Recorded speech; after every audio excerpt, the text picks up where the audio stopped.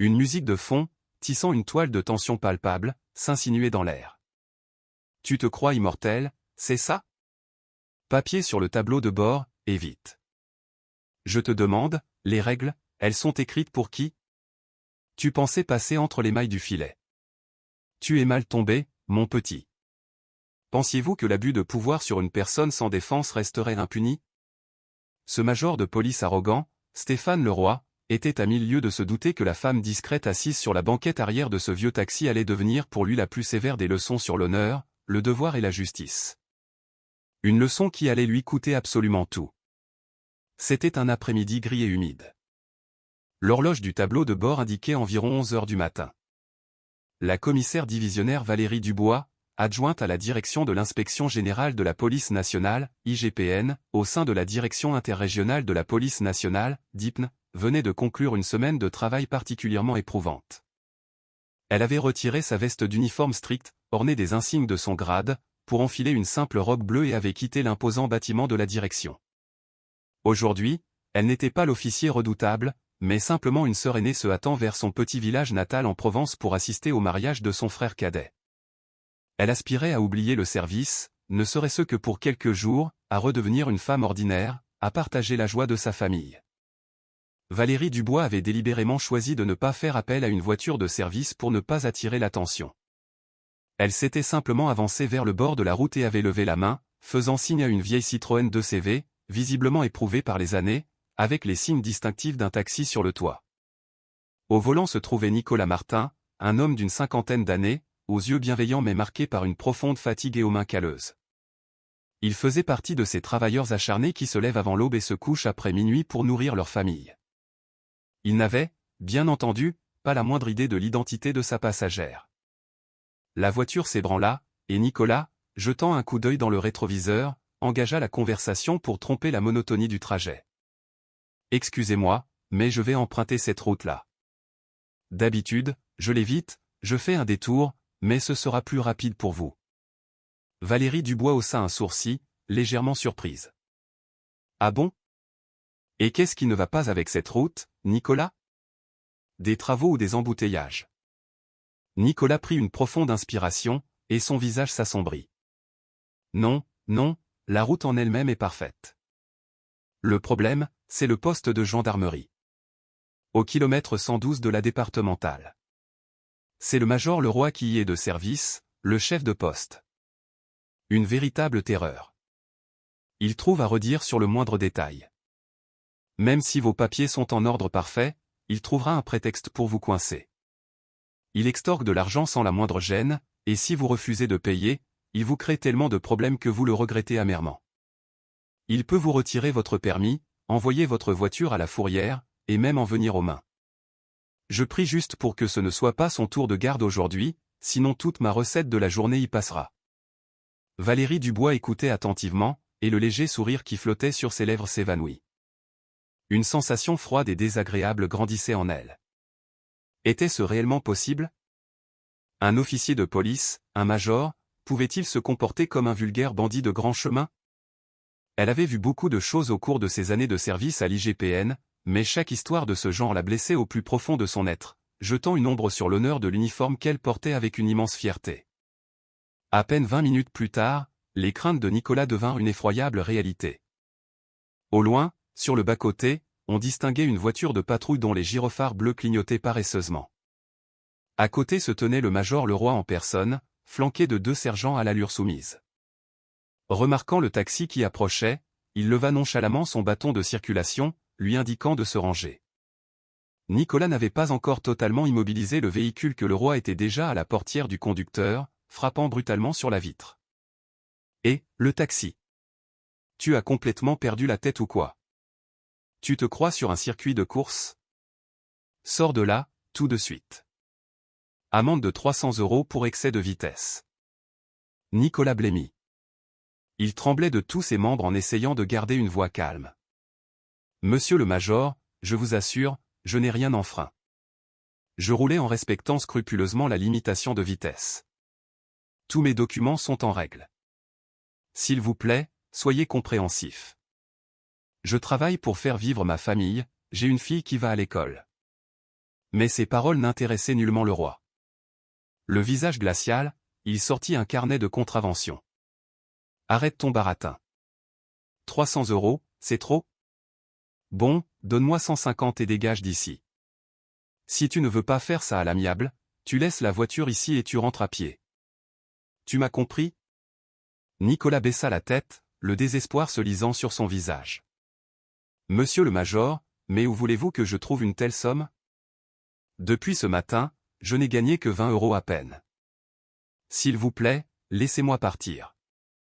J'ai vraiment 2 enfants qui m'attendent à la maison.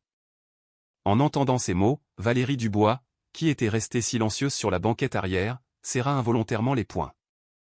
Une colère sourde bouillonnait en elle, mais elle se força à conserver son sang-froid. Elle avait décidé de voir jusqu'où cet individu en uniforme irait. Le major Leroy, voyant que Nicolas ne se pressait pas pour sortir l'argent, entra dans une fureur noire. Il tira violemment la portière, attrapa Nicolas par le col de sa chemise et le projeta dehors. Quoi, pas d'argent, mais assez de courage pour me répondre? Tu crois que je suis là pour plaisanter avec toi? Je vais te montrer ce que c'est que la loi. Et tu oses discuter avec moi, en plus. On va au commissariat, là-bas, tu chanteras une autre chanson, rugissait le roi en secouant le malheureux chauffeur. À cet instant précis, Valérie Dubois ne pouvait plus rester spectatrice. Elle sortit rapidement de la voiture, se plaça juste devant le major et prononça d'une voix calme et tranchante comme l'acier, « Monsieur le major, ce que vous faites est une violation flagrante de la loi. Ce conducteur n'a commis aucune infraction, et vous êtes en train de lui extorquer de l'argent et d'user de la force physique. Cela s'appelle un abus de pouvoir. Personne ne vous a donné le droit de traiter un citoyen de cette manière. Relâchez-le immédiatement. » Les paroles de Valérie eurent l'effet d'un chiffon rouge sur un taureau. Le roi repoussa brutalement Nicolas sur le côté et se tourna vers elle, son visage déformé par la rage. « Et ça, c'est qui? Une avocate qui sort de nulle part? C'est toi qui vas m'apprendre la loi? Tu parles trop. On dirait que tu es pressé de savoir quelle odeur a une cellule de garde à vue. Assez discuté. Tous les deux, dans ma voiture. On verra bien qui de vous deux sera aussi bavard là-bas. » Le visage de Valérie s'empourpra, mais elle maintint une façade de calme imperturbable. Elle voulait mener ce spectacle jusqu'à son terme, sonder toute la profondeur de la déchéance de ce soi-disant officier. Le roi ne pouvait imaginer une seule seconde que cette femme modestement vêtue, qu'il prenait pour une simple passagère, était en réalité une commissaire divisionnaire de la police et son pire cauchemar de l'inspection générale. « Embarquez-les et au commissariat », aboya-t-il à ses subordonnés. Les 2 sergents s'exécutèrent aussitôt, tordant les bras de Nicolas et de Valérie et, avec une maladresse évidente, leur passant les menottes avant de les conduire vers la voiture de patrouille. Dès leur arrivée au commissariat de police municipale, le roi lança d'un ton glacial, « Asseyez-les sur le banc dans le couloir. Qu'ils restent là à méditer sur leur comportement. On va leur montrer où est leur place. » Les sergents firent asseoir les 2 détenus sur un banc en bois dur. À peine étaient-ils assis que le téléphone de le roi sonna. Il s'écarta et commença à parler d'une voix basse mais assurée qui, néanmoins, résonnait clairement dans le silence du couloir. « Oui, monsieur Jean, ne vous inquiétez pas, votre fils n'a rien à voir là-dedans. Le procès-verbal, disons qu'il va s'égarer. Pensez juste à la ingratitude. Vous savez où la déposer. C'est bon, je m'en occupe. » Valérie et Nicolas entendirent chaque mot. Des milliers de pensées se bousculaient dans l'esprit de Valérie. Elle comprenait désormais clairement, ce major n'était pas qu'un petit racketteur de bord de route. Il faisait partie d'un système corrompu jusqu'à la moelle. Il couvrait des criminels, fabriquait des dossiers et monnayait la justice. Elle réprima la colère qui menaçait de déborder. Toute action précipitée pourrait l'alerter, détruire les preuves. Elle savait qu'elle devait agir avec sang-froid et méthode pour démanteler tout ce réseau criminel et révéler le vrai visage de le roi, tant à sa hiérarchie qu'aux simples citoyens. Nicolas était assis à côté d'elle, recroquevillé sur lui-même. Il pensait à ses enfants qui l'attendaient à la maison pour le dîner. La peur le paralysait. Valérie le regarda et lui dit d'une voix basse mais ferme, empreinte d'une confiance inébranlable, « Nicolas, n'ayez pas peur. Ce major ne vous fera rien. Je suis là. J'ai tout vu et tout entendu. Et je vais le démasquer. Vous êtes innocent. Restez calme. Je ne suis pas une simple passagère. Je suis la commissaire divisionnaire du bois, Valérie, et j'ai suffisamment d'autorité pour régler cette situation. Si je reste silencieuse pour l'instant, c'est uniquement pour accumuler davantage de preuves. Le moment venu, j'agirai. En entendant cela, Nicolas poussa un profond soupir. Il se sentit un peu soulagé, mais le doute le rongeait encore. Vous êtes vraiment officier de police? Mais pourquoi n'êtes-vous pas intervenu tout de suite, quand il a commencé à me harceler? Vous êtes bien de mon côté, ou vous êtes aussi avec eux? Valérie esquissa un léger sourire pour le rassurer. Non, Nicolas, je n'ai absolument rien à voir avec eux. J'ai gardé le silence dans un but précis, rassembler des preuves. Croyez-moi, je pourrais le faire suspendre de ses fonctions d'un simple coup de fil, là, maintenant, mais ce ne serait pas suffisant. Il faut crever l'abcès entièrement. Prenez simplement votre mal en patience et faites-moi confiance. Voyons ce qui va se passer. Le major Leroy retourna dans son bureau, farfouilla dans des papiers pendant un moment, puis appela l'un des sergents. « Eh, amène-moi ce chauffeur de taxi. » Le sergent sortit précipitamment dans le couloir et s'adressa à Nicolas. « Venez. Le major vous demande dans son bureau. » En entendant cela, Nicolas se remit à trembler de peur, mais Valérie lui fit un signe de tête encourageant.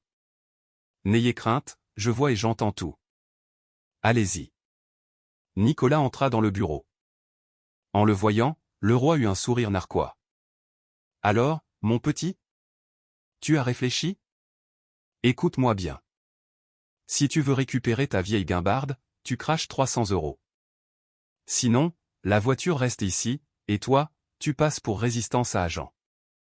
Et crois-moi, je ferai en sorte que toute la ville connaisse ton nom, et plus aucune compagnie de taxi ne voudra de toi. Ici, la loi, c'est moi. Alors ne me crée pas de problème, et ne t'en crée pas à toi-même. Donne l'argent, et tu es libre. » Le cœur de Nicolas battait à tout rompre. Les larmes aux yeux, il balbutia, « Monsieur le major, s'il vous plaît, ne faites pas ça. Regardez-moi. Je n'ai presque rien gagné de la journée. Où pourrais-je trouver 300 €? Ayez pitié, j'ai des enfants en bas âge, ma femme est malade. Je suis un homme pauvre. Soyez compréhensif. » Le roi frappa du poing sur la table. « Je ne veux pas entendre tes jérémiades. Tu as l'argent, tu donnes. Sinon, tant pis pour toi. Toi et toute ta famille, vous allez pleurer des larmes amères, je te le promets. » Saisi d'une terreur animale, Nicolas plongea fébrilement la main dans sa poche, en sortit tout ce qu'il avait des billets froissés, pour un total d'environ 100 € et les tendit au major. « C'est tout ce que j'ai. Je le jure. S'il vous plaît, monsieur le major. » Le roi arracha les billets, les compta et les jeta avec dédain dans un tiroir de son bureau. « Bon, pour cette fois, je te pardonne. Retourne à ta place. Et maintenant, fais venir la petite Maline. » Nicolas sortit du bureau, chancelant, et s'approcha de Valérie. « Il vous demande. » Valérie se leva calmement et entra dans le bureau avec assurance. Le roi était avachi dans son fauteuil, la regardant de haut. « Comment tu t'appelles » Valérie répondit avec un calme glacial. « Quel rapport mon nom a-t-il avec cette affaire? Expliquez-moi plutôt sur quelle base vous me retenez ici. » Le roi fut décontenancé. Il n'en revenait pas qu'une simple kidam ose lui parler sur ce ton. Il rugit, « Tu ne vas pas me la faire à l'envers. On a des méthodes pour apprendre la politesse aux gens comme toi. Si tu continues à la ramener, je te fais enfermer pour 15 jours. Si tu veux rentrer chez toi, tu allonges 200 € et tu es libre. » Valérie Dubois le regarda droit dans les yeux, et son regard était d'acier. « Je ne vous donnerai pas un centime. Je n'ai commis aucune infraction. Sur quel fondement exigez-vous de l'argent? La détention de personnes innocentes et l'extorsion, c'est ce que vous appelez faire respecter la loi, maintenant? Cet uniforme que vous portez, que signifie-t-il pour vous? Simplement un outil pour intimider les pauvres gens et vous remplir les poches? C'est en cela que consiste votre devoir envers la société? » Ces mots touchèrent le roi au vif. Son visage devint cramoisi de fureur. Il hurla, appelant un sergent, « Prenez-la et mettez-la en cellule de garde à vue. Qu'elle se calme un peu là-dedans. » Le sergent, sans poser de questions, obéit à l'ordre et conduisit Valérie vers la cellule. Aucun d'entre eux ne se doutait qu'à cet instant précis, ils venaient de signer leur propre arrêt de mort. Valérie marchait calmement, sans opposer de résistance. Dans ses yeux, il n'y avait ni peur ni colère, seulement une détermination froide et inébranlable. Moins d'une demi-heure plus tard, une voiture de service noire freina brusquement devant le commissariat. Un homme grand et athlétique en costume civil strict, au visage impassible, en descendit. Au commissariat régnait une atmosphère somnolente et paresseuse, qui fut brisée par l'apparition de cet homme. C'était le commissaire principal Marc Fournier, chef du service opérationnel de l'IGPN, le collaborateur le plus fiable et l'ami de Valérie Dubois. Il était réputé pour sa poigne de fer et son incorruptibilité absolue. Il se dirigea directement vers l'agent d'accueil, assis derrière une vitre. « On m'a signalé qu'une femme était détenue illégalement dans vos locaux. Est-ce exact ?» Le sergent de service cligna des yeux, déconcerté. Oui, monsieur le commissaire, il y en a une. Quel est le problème? Il n'eut pas le temps de finir sa phrase que le major Leroy sortit de derrière lui, attiré par le bruit. Il fronça les sourcils, jaugeant l'inconnu d'un œil expert. Et vous, vous êtes qui? Qu'est-ce qui se passe ici? Marc Fournier le fixa de son regard perçant. J'ai entendu dire que vous veniez d'arrêter une femme sans aucun motif valable. Je veux la voir. Leroy eut un sourire suffisant. Oui, je l'ai arrêtée. Elle troublait l'ordre public. Si vous voulez la voir, suivez-moi. Il ne savait pas encore que ces quelques pas dans le couloir seraient les derniers de sa carrière. Leroy conduisit Marc Fournier dans le couloir où se trouvaient les cellules. Lorsqu'il ouvrit nonchalamment le judas de l'une des portes, le visage de Fournier se pétrifia. Il vit sa supérieure, Valérie Dubois, debout et calme au milieu de la cellule. La seconde suivante, son cri tonitruant déchira le silence du commissariat. « Leroy, vous êtes fou? Vous réalisez ce que vous avez fait? Vous savez qui est cette personne? » Le major Leroy recula d'un pas. Son visage devint plus blanc qu'un linge. Ses jambes se dérobèrent, et il faillit s'effondrer. Il balbutia, en bégayant, « Je. » Comment? Elle. Je ne savais pas, je vous jure. D'un geste, Marc Fournier ordonna au sergent terrifié d'ouvrir immédiatement la cellule. La porte s'ouvrit dans un grincement. Valérie Dubois sortit. Son visage était serein, mais un feu glacial brûlait dans ses yeux. Sa voix résonna, basse mais chargée d'une telle autorité que toutes les personnes présentes se figèrent. Je vais tout vous raconter dans l'ordre. Cet homme a arrêté le taxi dans lequel je voyageais. Il a accusé sans fondement le chauffeur d'une infraction, a exigé un pot de vin, puis a usé de la force physique contre lui. Lorsque j'ai tenté d'intervenir et de le rappeler à l'ordre, il nous a conduits tous les deux au commissariat sous la menace et m'a enfermé ici. J'ai délibérément caché mon identité pour constater personnellement jusqu'où il était prêt à aller dans son mépris de la loi. Après l'avoir écouté, Marc Fournier mesura instantanément toute la gravité de la situation. Il sortit aussitôt pour passer plusieurs appels. Il rendit compte de l'incident directement au directeur de la police nationale, le général Pierre Moreau, et au cabinet du préfet de la région. Le rapport fut envoyé à la fois oralement et par écrit. Chaque détail fut consigné pour que personne ne puisse dissimuler ou déformer les faits. 1 heure plus tard, le chef de la DIPN en personne, le général Pierre Moreau, accompagné de l'adjoint au préfet, arrivèrent au commissariat. Le général s'approcha de Leroy, pâle comme la mort, et prononça d'un ton glacial, « Major, de quel droit arrêtez-vous et jetez-vous une personne en cellule sans dresser de procès-verbal? Savez-vous que c'est un crime? Extorquer de l'argent aux citoyens, frapper des personnes sans défense, c'est ça qu'on vous a appris à l'académie? Vous serez puni avec la plus grande sévérité. » L'ordre de mener une enquête de service fut donné sur le champ. Une commission fut immédiatement formée, comprenant des membres de l'IGPN, du parquet du tribunal de grande instance et de la police judiciaire. Notre chaîne, l'écho de la justice, était également sur place pour documenter l'ensemble du processus, garantir une transparence maximale et empêcher toute tentative d'étouffer l'affaire. Valérie Dubois déclara fermement, « Je n'ai pas fait cela pour moi. Je sais que des centaines, sinon des milliers de citoyens ordinaires souffrent à cause de brebis galeuses comme lui. Aujourd'hui, je veux que la justice triomphe non seulement pour moi, mais pour eux tous. » Ces paroles firent taire tout le monde dans la pièce. Le chauffeur de taxi, Nicolas, fut également invité à témoigner. N'ayant plus peur, il raconta en détail comment on l'avait forcé à payer, comment on l'avait menacé de lui confisquer sa voiture et comment Valérie Dubois avait pris sa défense. Après examen des enregistrements des caméras embarquées de la voiture de patrouille et des caméras de surveillance du commissariat, ainsi que l'interrogatoire d'autres employés qui, sentant le vent tourner, commencèrent à témoigner contre leur chef, le groupe d'enquête confirma que le major Leroy percevait systématiquement des pots de vin, menaçait les citoyens et utilisait sa position pour son enrichissement personnel. À la fin de la journée, le général signa l'ordre de suspension immédiate du major Leroy de ses fonctions et de transmission de tous les éléments à la police judiciaire pour l'ouverture d'une information judiciaire.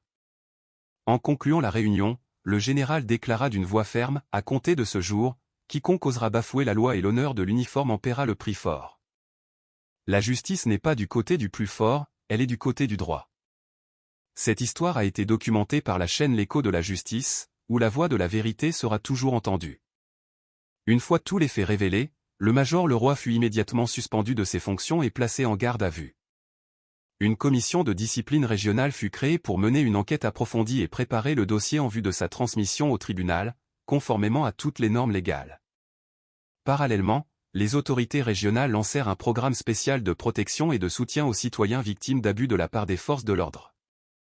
L'un des premiers à bénéficier de cette aide fut Nicolas, le chauffeur de taxi victime d'extorsion. Non seulement on lui restitua la somme confisquée, mais on lui versa également une compensation substantielle pour le préjudice moral subi. Lors d'une conférence de presse tenue après le prononcé du verdict, Valérie Dubois, commissaire divisionnaire, prit la parole. Sa voix était calme, mais on y sentait une force immense. La décision du tribunal aujourd'hui n'est pas seulement ma victoire personnelle. C'est la victoire de tous les gens simples, de tous les travailleurs honnêtes qui ont un jour dû faire face à la peur et à l'injustice de la part de ceux qui étaient censés les protéger. La loi a été créée pour protéger chaque citoyen, et non pour que certains l'utilisent comme un outil d'oppression. Peu importe le poste que vous occupez, personne n'est au-dessus de la loi. Et lorsque nous, les gens en uniforme, nous nous dressons courageusement du côté de la vérité et de la justice, nous accomplissons notre devoir le plus fondamental. Quelques mois plus tard, l'affaire fut portée devant le tribunal de grande instance. Lors de l'audience, Valérie Dubois et Nicolas Martin furent les principaux témoins. Les preuves rassemblées par l'enquête, les enregistrements vidéo, les témoignages, les documents financiers et les rapports de l'enquête interne mirent en lumière toute l'activité criminelle de Leroy. Il ne se contentait pas de recevoir des pots de vin, il avait mis en place tout un système de raquettes, abusant de son pouvoir pour soumettre et intimider les citoyens, violant grossièrement non seulement la loi, mais aussi les normes éthiques et la discipline. Après examen de toutes les preuves, le tribunal rendit son verdict. L'ancien major de police Stéphane Leroy fut déchu de son grade, de toutes ses décorations et condamné à une peine de prison ferme, avec interdiction d'exercer des fonctions dans la fonction publique. Le tribunal statua que toute action impliquant l'usage du pouvoir à des fins de menace et d'appropriation illégale des biens des citoyens serait punie de la manière la plus sévère, sans exception. Lorsque le verdict fut annoncé, la salle d'audience éclata en applaudissements. Les personnes venues soutenir Nicolas pleuraient de joie. La justice avait enfin triomphé. Face aux caméras de télévision, Valérie Dubois dit avec un léger sourire, « Le verdict d'aujourd'hui est une victoire pour la justice. Mais ce qui est encore plus important, c'est le renforcement de la conviction que si nous n'avons pas peur de dire la vérité, notre société deviendra plus sûre et plus juste. L'uniforme de police est destiné à protéger les gens, et non à ce que les gens en aient peur. » L'histoire se répandit rapidement dans toute la région. Pour de nombreux policiers, elle devint une leçon sérieuse et un rappel que le pouvoir n'a de valeur que lorsqu'il est au service du peuple. Les citoyens se sentirent protégés. Leur foi en la loi fut renforcée. Depuis lors, dans chaque commissariat de la région, une affiche fut accrochée bien en vue avec le slogan « Servir le peuple, c'est servir la loi. Non à la corruption ». La chaîne L'Écho de la Justice tient à souligner que cette histoire n'a pas pour but d'offenser ou de dénigrer une personne, une profession ou une organisation en particulier. Ce contenu a été créé à l'aide de technologies d'intelligence artificielle à des fins purement divertissantes et éducatives. Toute ressemblance avec des événements ou des personnes réelles est fortuite et ne reflète pas la réalité. Notre seul objectif est d'inspirer, d'éveiller le sens de la justice et de la responsabilité en chaque individu. Si cette histoire vous a semblé importante, merci de laisser un j'aime, de la partager avec le plus grand nombre de personnes possible et de vous abonner à la chaîne L'Écho de la Justice pour ne pas manquer nos prochaines histoires, où la justice triomphe toujours et où la vérité trouve toujours sa voie. Merci et à bientôt pour une prochaine vidéo sur notre chaîne. Chaque histoire que nous vivons nous enseigne une précieuse leçon sur la justice et la vérité. L'important est la manière dont nous accueillons ces leçons.